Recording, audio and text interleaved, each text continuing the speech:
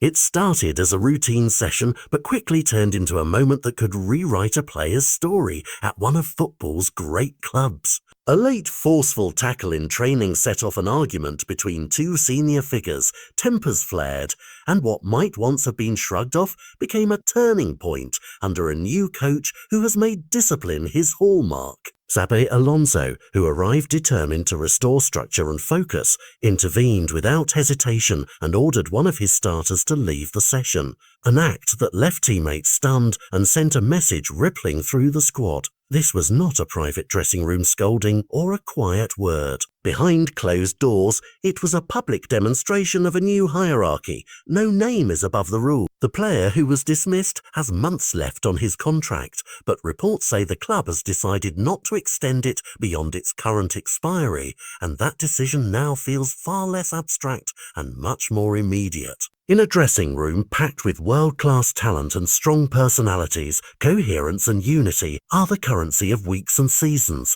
and Alonso appears prepared to spend that currency aggressively. For the player removed from training, the consequences are obvious and painful. When a coach publicly disciplines you, your bargaining position weakens, your standing inside the club cools, and the whispers that once lived only in corridors turn louder and harder to ignore. Compounding the problem is a pattern teammates and staff had noted, a combative style in workouts, clashes over intensity, and a temperament that has at times boiled over.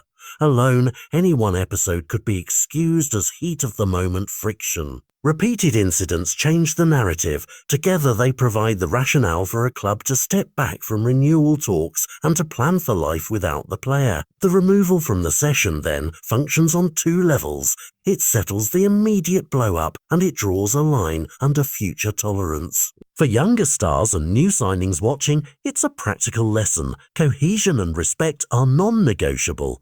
For the squad leaders, it's a recalibration of what leadership under Alonso will demand: ownership, professionalism, and above all, discipline even when the stakes feel personal. Outside the training ground, the consequences will matter too. Transfer windows are as much about perception as they are about performance, and a player labelled as disruptive or surplus to the coach's plans can find fewer suitors and a harder road to a fresh start. The club's decision-makers, who weigh form, fit, and financial logic, now have a precedent to cite if they push toward an exit plan. For fans, the incident is raw. Admiration for the player's contributions is now entangled with the spectacle of a fall from grace. Supporters who once celebrated his toughness must reconcile that same trait with a narrative of excess. Yet for many inside the club, the clarity of Alonso's choice is welcome. A manager asserting control can restore focus, reset standards, and prevent simmering tensions from becoming season-long distractions. The bigger lesson here is structural. Elite teams survive on mutual accountability, and when one actor steps out of line, the manager's willingness to act becomes the stabilizing force. As the weeks roll on, all eyes will track the practical fallout, contract meetings, potential exits, and whether the player can rehabilitate his reputation if he returns to training under accepted terms.